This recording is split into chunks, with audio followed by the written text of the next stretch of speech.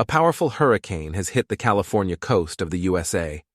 At least one person died, thousands were evacuated, hundreds of thousands were left without electricity and communication. Mexican police detained a boat with tons of cocaine on board. How is the fight against drug cartels in the country progressing? An unusual discovery was made by Australian doctors. They found a huge worm in the head of a 64-year-old woman. How did it get there? A rabid monkey mauled tourists in Turkey. The mysterious death of an entire family in the United States. 4 people were found dead in a private home in the town of Alamstate, Texas, USA. The victims include 2 adults, father and mother, and 2 children aged 2 and 12. According to the police, it is believed to be a murder and subsequent suicide. It is known that weeks earlier, a 4-year-old daughter drowned in her own pool, and while the police were investigating the incident, the family was obviously bereaved. This was probably the trigger for the father of the family to kill the others and then take his own life. 3 people have been injured and are likely to be seen by a doctor after being attacked by a monkey in Istanbul. The primate became the hero of the day after the attack was caught on video.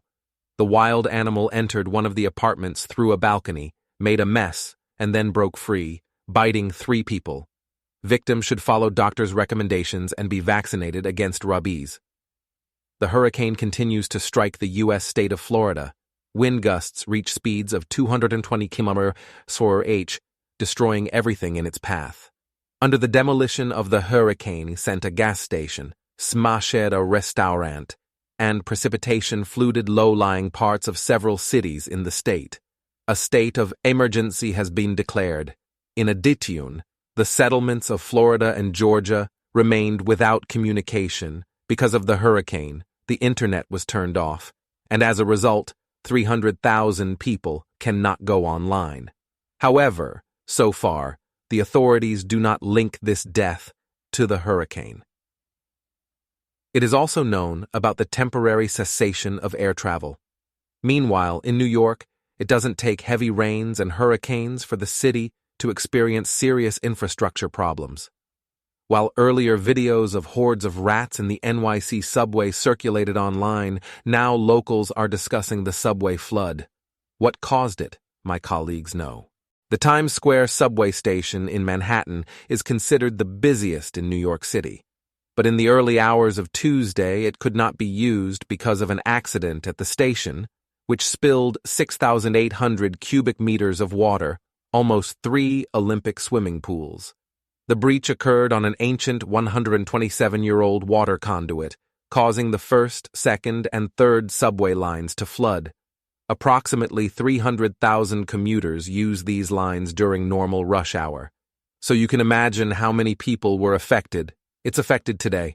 With that said, trains were running on the lines by noon, and there are some residual delays right now as trains return to their final stations.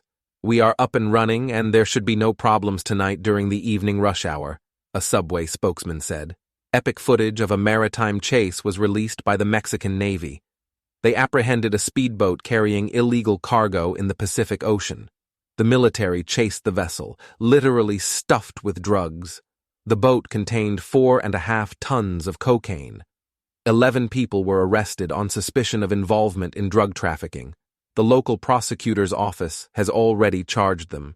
In addition, the Mexican government has sent more than 1,200 soldiers to the western state of Michoacán to fight the drug cartel. So far, only 6 low-level sleuths have been arrested.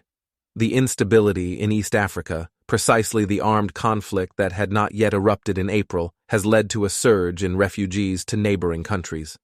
Neighboring countries cannot cope with the flow of refugees, which will obviously inevitably lead to an increase in crime rates and a humanitarian catastrophe. Sudanese refugee Aziza recalls hiding under her bed with her children during artillery shelling in her country, where there is a war between the Sudanese army and the paramilitary organization Rapid Response Force.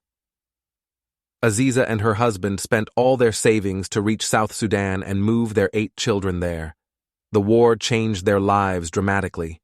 She says, "I have never seen anything like this. Many children were lost, our houses were bombed, we lost our possessions, some of our relatives were killed, so we fled. Aziza and her family are now living in a refugee transit center in Rank County, where they are being provided food, water, blankets, and emergency medical care. But resources are scarce.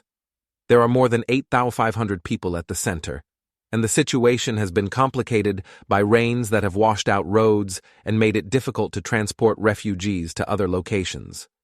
Sudan has already taken in more than 230,000 Sudanese refugees, but there are more than 2.2 million internally displaced people. Armed conflict in Sudan erupted in mid-April and has led to an increase in refugees to neighboring countries. A 2-hour panic was sparked by the escape of a lion in Pakistan's Karachi. The predator escaped from a vehicle on a busy street. It was being transported by a private owner who apparently failed to provide adequate security. The lion's escape caused huge traffic jams and journalists, and many people came to the scene to observe the capture of the predator. The lion was seized from its owner as it is illegal to keep wild animals in cities.